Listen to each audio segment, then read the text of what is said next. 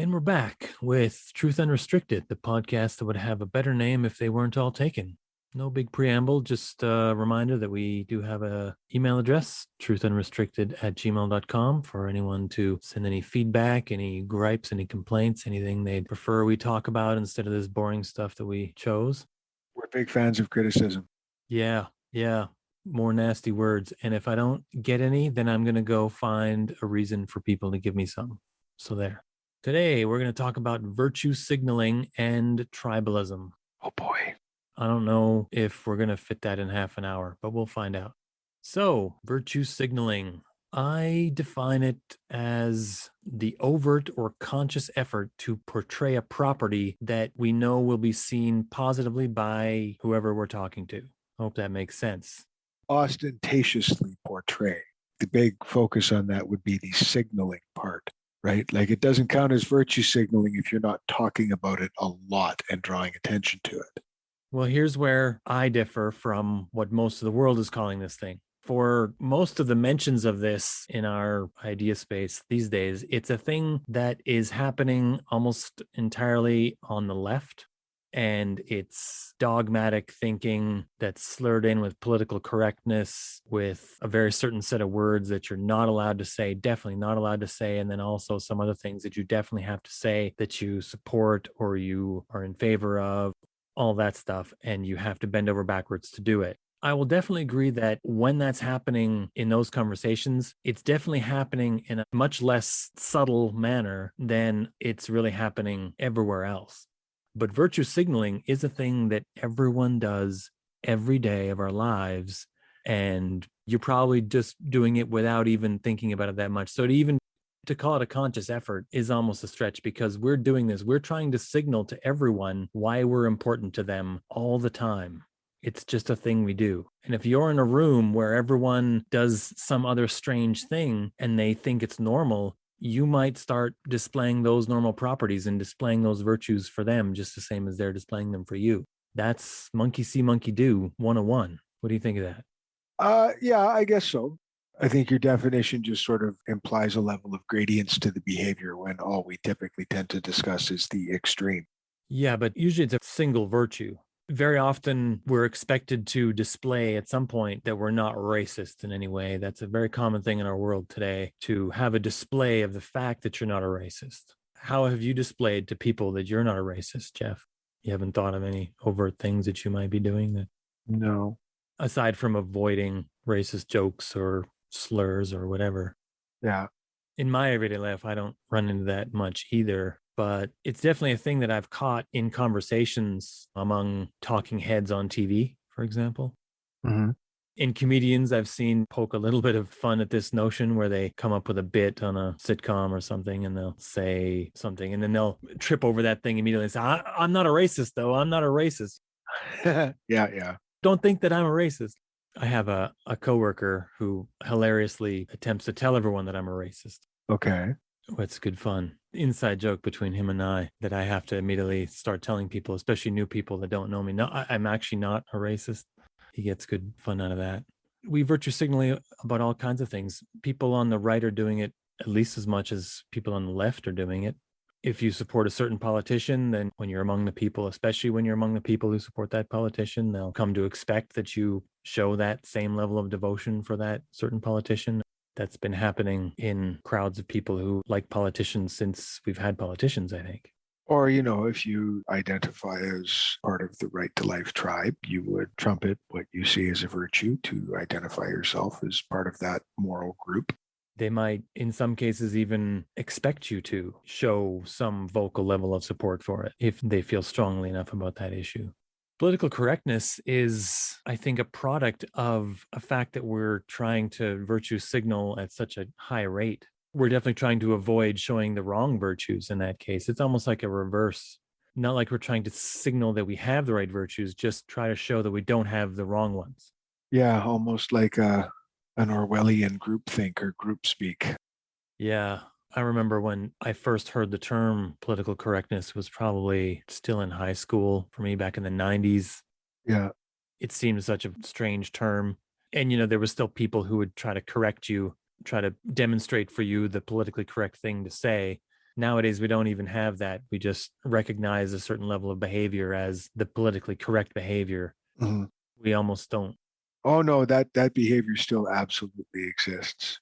I was very soundly schooled by my 15-year-old daughter on what was a previously unknown lack of educated empathy that I had for gender identity issues. And this isn't due to any inherent bigotry on my part. Are you virtue signaling right now as you say that? I guess so. But it was predominantly based just on my ignorance on the subject. They've drilled down a lot further than they did back when you and I were in high school and queer just meant gay.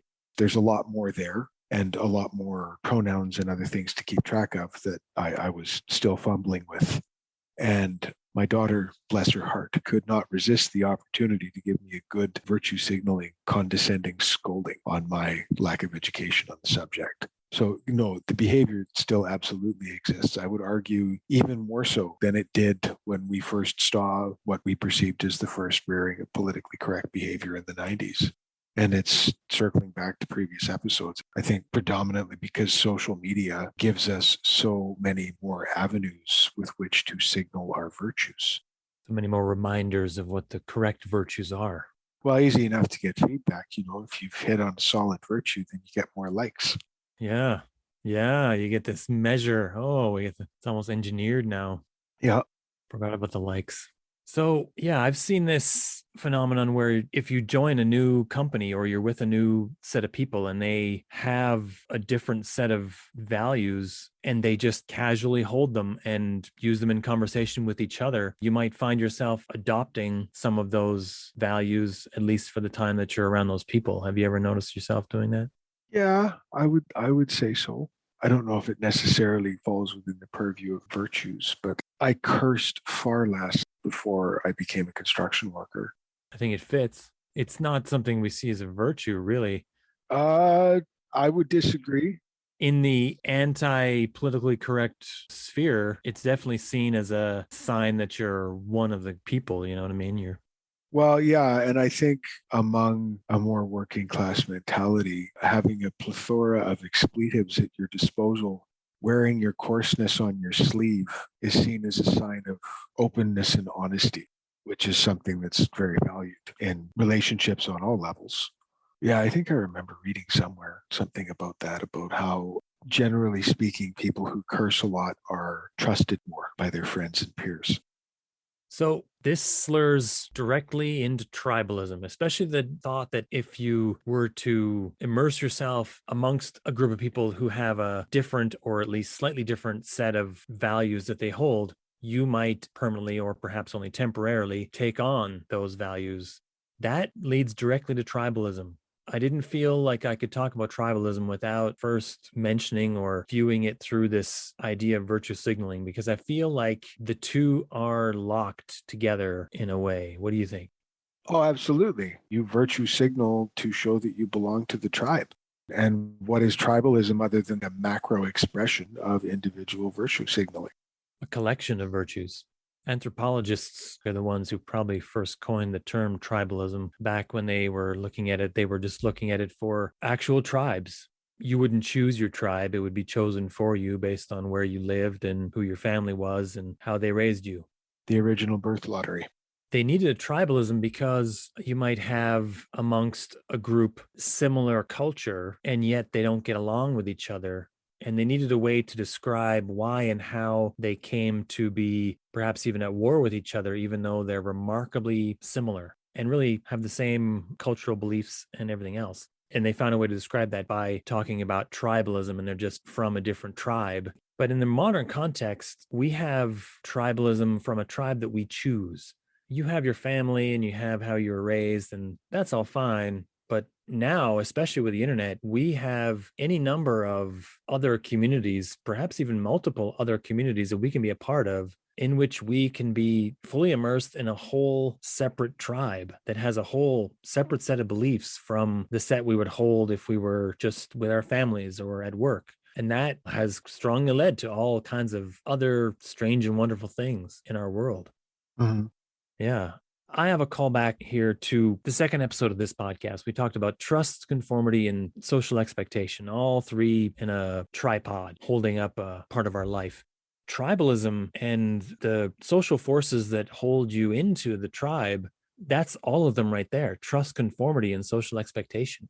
You want to have the people in your tribe trust you. You conform to the things that they are doing and saying in order to earn more of their trust. And they might, in interaction with you, create a new set of social expectations of new things, or perhaps more strongly believe in certain things that they would expect you to be a part of. It's interesting though, because by your definition of virtue signaling, it almost just feels like a perfectly natural, organic behavior. A peacock showing its feathers to signal to others of its kind that it's one of them. But the common consensus, more common pop definition of virtue signaling, there's a definite, decided derogatory overtone. Yeah, it's used as a pejorative. Yeah, exactly. If you accuse someone of virtue signaling, you are insulting them. Definitely. There's little of value that's seen in virtue signaling. It's seen as being fake. Yeah, exactly. Or not even necessarily being fake, but disingenuous. You're not doing a good deed if you're doing it just to get recognition for it. I remember it floated by my social media feed a couple of days ago, the shopping cart test. You've heard of that? To see whether people are really putting the shopping carts back. Outside of British Columbia, which I found is one of only a few provinces that does this, where they shackle the shopping carts with a coin-operated chain. There's places where you take your carts back and it's just expected that when you're done putting the stuff in your car, you will walk the shopping cart back and put it away. And it's sort of the ultimate test of whether or not you're a functioning member of society, if you'll do the right thing when nobody's watching, because there's no penalty for just leaving it in the middle of the parking stall next to you and driving away.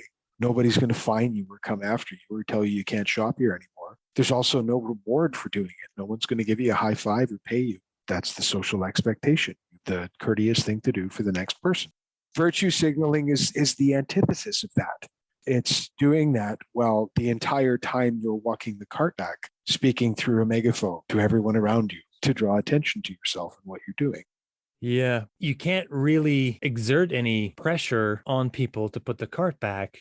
Maybe if you saw them trying to leave it behind and you caught them in that moment, maybe if you were really nosy, you might go and knock on their window or something and ask them if they're really going to leave the cart there. But I'm not the kind of person that would do that. But what you might do is when you're with other people, you might relentlessly complain about it to demonstrate that that's a terrible virtue to have. Leaving the cart behind is an awful thing, so that when they're in that situation, they think about that and it's in the back of their head. Should I just leave it here? Should I take it back? People think poorly of the person that leaves it there. So even though there isn't a person here that I want to impress, I'm still going to bring the cart back because that's only something that a savage does. Just leave the cart here like this. And that's a thing that we're doing. We are talking about the thing that's terrible so that we can maybe encourage other people to not do the terrible thing. Even if we're not going to check on them, there isn't a system to punish anyone who does it or fails to do it, if you're looking at it that way. We're still going to talk about it as though we're going to demonstrate what the proper virtue is. And if anyone feels that it's the proper virtue to leave it behind, feel free to send me an email because I want to talk to you. Yeah, that's all part of it. And the idea that it's fake, that it's a thing that we're doing that's fake, and the other idea that I have that it's a natural thing, that's part of what I do with almost every one of our topics. I don't know if anyone's noticed yet, but I want us to realize that most of the things that are happening that are leading to what might be considered bad conclusions are actually just little bits of code that are occurring inside our brains naturally all the time, and then just getting used in the wrong way. Virtue signaling didn't get invented when people wanted to institute political correctness. It's been there all the time. It's calling from inside the house, if you will. It's there. It's always been there. And now it's just getting used for this other purpose. And that's what is, I think, sort of the inherent problem with tribalism. The point you made that kind of trigged it for me was it's just this little bit of code in our brain that's getting miswired or misused. Tribalism comes from the more instinctual part of our brain. Is it the id? I was never formally educated in ways of the mind. Is it the id, the ego, and the superego? Is that the order? The id is like the sort of basest instincts, the closest we are to animals. Yeah, that's the idea. That's what tribalism comes from, is your id. And it comes from that time when tribalism was necessary because resources were scarce and we needed to signal who our partners were so we could tell who our enemies were so we could defeat who we needed to defeat to get the resources we needed to get to survive, because ancient life was savage. But we've evolved largely beyond that in the developed world anyway. But there's so many forces at play that are preying on that tribalist instinct. Politically, it's so much easier to just find a handful of wedge issues like right to life versus pro-choice, gun control, the plethora of gender identity and sexual orientation issues that are at the forefront of our society now. Are men allowed to go into the women's washroom if they identify as a woman? Yeah. So you fabricate these wedge issues that polarizes your voting base, because it's so much easier to manipulate a voting base when you can drive a line down the middle and say, hey, we stand for this over here, and those bad, terrible people over there, they stand for that. Then as a politician, you don't have to work for them. You've just convinced them that you've saved them over this one terribly important, completely paper tiger issue. And it's used because it's effective, because we still have that base instinctual need to belong to a tribe and to trumpet the virtues that justify our belonging to said tribe. We do. It's a little different now that we get to choose our tribe, though. Yeah. Thinking back to the times in my life that occurred before the internet took over as the main communication medium, we had mass communication, but it was one way. Television and radio were one-way communication. There might be programs on the television or radio that would communicate some things to us about what virtues are the proper ones, especially in the 80s and 90s. There was a lot of stuff about drugs that was meant to be what's meant to be the right thing to do and what's not the right thing to do in relation to things like drugs. And that was fine, but it didn't facilitate much of a conversation. I remember episodes of sitcoms that would have, every sitcom at one point would have the drug episode. The more you know. Yeah. The child would do drugs and then something terrible would happen to them. They'd fail a test or crash a car or something. And then they'd have that moment where they have to face their life and whatever. And it was a very tired cliche. And none of those sparked any kind of conversation for me with anyone. Not my parents, not my friends. We just shrugged that off. It was never a thing that really caught us, at least not for me, and caused us to have a conversation where we agreed on what was the right thing to do then. And in that way, because we weren't having that conversation, we weren't forming a tribe with tribal lines drawn based on that virtue. And that's the big difference between the internet and those other mass mediums, is that we almost can't interact on the internet without having a conversation. And that conversation is always leading to people being either in agreement on what sets of properties will cause them to decide this versus that, or which is good or bad. And all of that is wee little tribal lines being drawn. We're good because we will decide this way about these drugs and that way about those drugs, or we're good because we'll decide this way about guns, and those other people are bad because they'll decide that way about guns. However it comes out, those are little tribal lines being drawn. And the macro view of this comes out to be often that we'll have tribes that are forming around the loudest voices. That's how it comes out. We talk a lot about the polarization of the political spectrum, and we have, I call it, two sides in a tug of war over society. Mm-hmm. I hate that it's only two sides. The political spectrum being only a line is a great dumbing down of the situation. It has many more dimensions than that in reality, but we in Canada are always flooded by the view from the US in ways that the people in the US just can't appreciate, I find. It's hard for me to have a conversation with people from the US about the Canadian perspective on this, because our political spectrum is much wider than two sides, and theirs is just not. Yeah. It's to the point now where they almost don't understand the idea that it could have more aspects than just the two. There's been a couple other third-party candidates, they call them. They almost always seem to latch on to the things that the other parties are doing, and they're almost just a way to siphon off a few percentage of the votes at this point, because they know they can't make any real difference, and that's the only difference that they're making. Whether that's intentional or not is up to historians to decide, but that's the only thing that they're accomplishing now, which is why they show up so rarely. I think the only movement in the United States political spectrum that seems interesting as a tribe is libertarianism. But I don't really want to get deep into libertarianism right now. Maybe someday down the road, we'll do a whole separate podcast where we dive deep on that, if it seems interesting enough. To me, it's just not that interesting. It's a shirking of responsibility more than anything else. Yeah, 100%.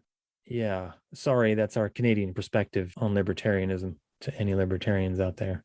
Tribalism, though, as soon as you're forming those conversations and you're talking it out with someone about what are the right ways to act, that's the thing that's really allowing you to form the tribe. And most people don't even realize that sometimes they're giving up on some things in order to get support for other things. And that's where the two camps as they are locking things in. I mean, when you look at the right side of the political spectrum in the US and the collection of beliefs they have, generally held, I'm not saying specifically, there's individual politicians that have greater sway in one direction or other, or issues that they feel more strongly about, but generally they have to support all the main issues. There's really, when you look at them, there isn't really a lot of reason why someone who is passionate about removing abortions should necessarily also feel that passionately about the Second Amendment.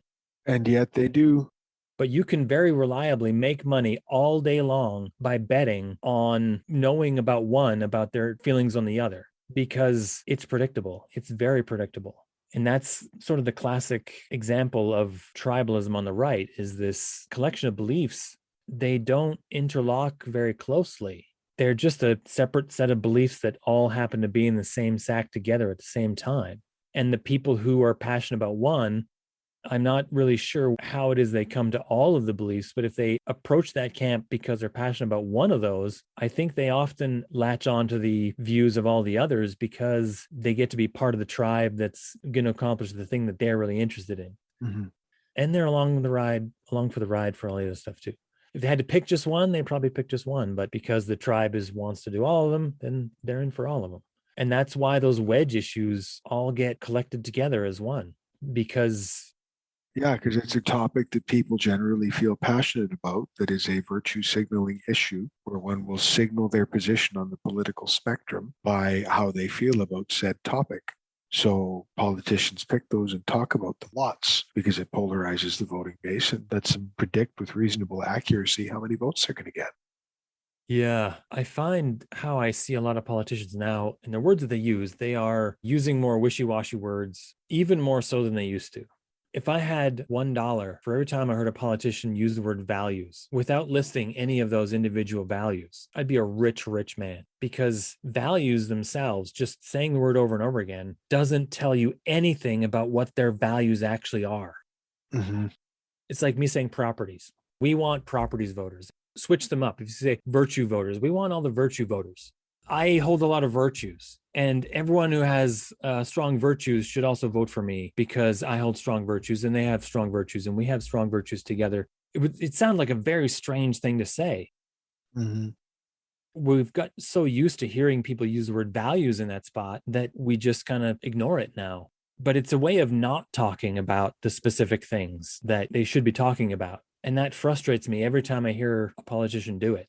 Most times when I hear politicians speak, all of them, I get frustrated because they avoid locking themselves down to so many things so often that I just tune them out.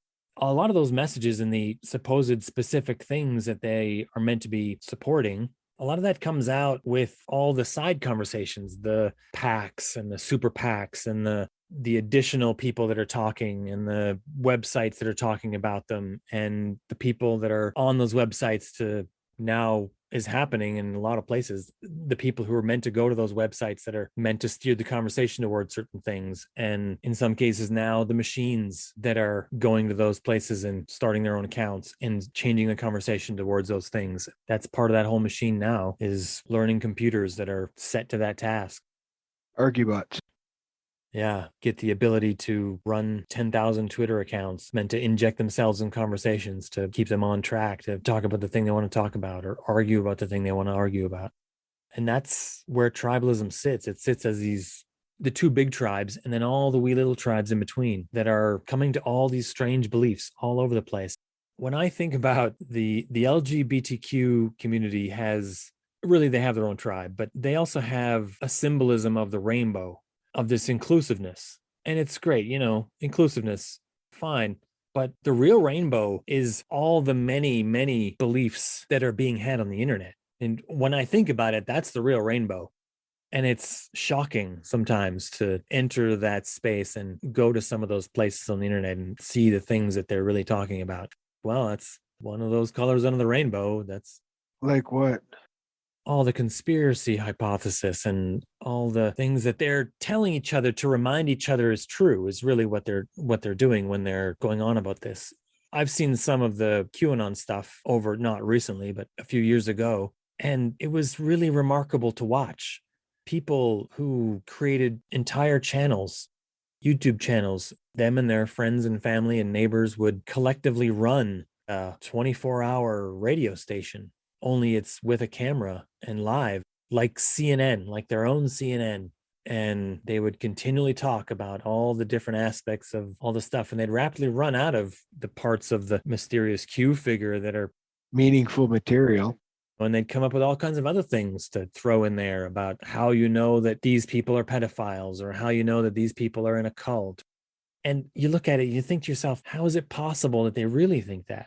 But if they're drowning themselves in it daily and you can just put that on forever, you can go to YouTube and YouTube will continually find new videos for you to watch. But if you wanted, you could just let that run all the time and it would be technically new all the time. It would be just like.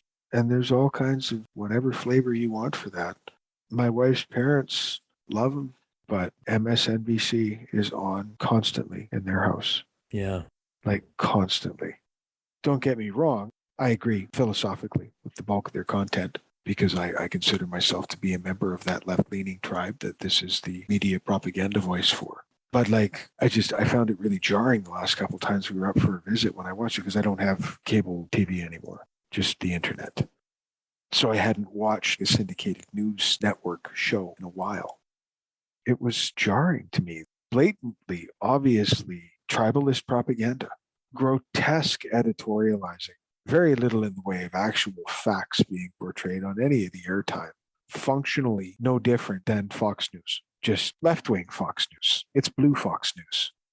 I've seen that before with media that puts out things that I agree with in principle, but they're doing it in a way that's smarmy and dishonest and misleading. And I shake my head and I think to myself, do you really feel the need to do it that way? Yeah. Why do you feel the need to do that? Because it gets results. There must be some results that they're seeing. But at that point, they must just be entertainment. It's not really news. It's fodder for the tribe that you're attempting to feed. Mm-hmm. Not the same thing as enlightenment. And I shake my head at it. I think everyone is part of some tribe. Everyone feels like they're part of some tribe somewhere. Otherwise, they would feel like they're not belonging somewhere. Yeah. So everyone is experiencing some level of tribalism in some corner of their world, at least. A lot of people are thinking, oh, that tribalism, it's a terrible thing. It's happening over there, though. It's happening to you, too. Yeah. Everyone experiences it. I go over this with things like politics as well, where I said that politics is not a negative thing. It's just a thing that's happening a lot, and some people are using it negatively. Yeah. Same thing for virtue signaling and tribalism, both. They're happening all around us all the time, but it's what you do with it. It's how you enclose yourself off with it. It's if you're actively closing yourself off to ideas that are outside your tribe, especially if it's a tribe that you chose that has a set of beliefs that was chosen. It's not just you're stuck with this tribe because you happen to live in the same cave with them. You're doing yourself a disservice by closing yourself off to everything else. And we should work to break ourselves out of those places. We have a confirmation bias generator at our disposal all the time, and it's not doing us any favors. Mm-hmm. So maybe now's a good point to end the show on that note. I think so. That was a great summary. Awesome. Well, Jeff, until next time. Until next time, sir.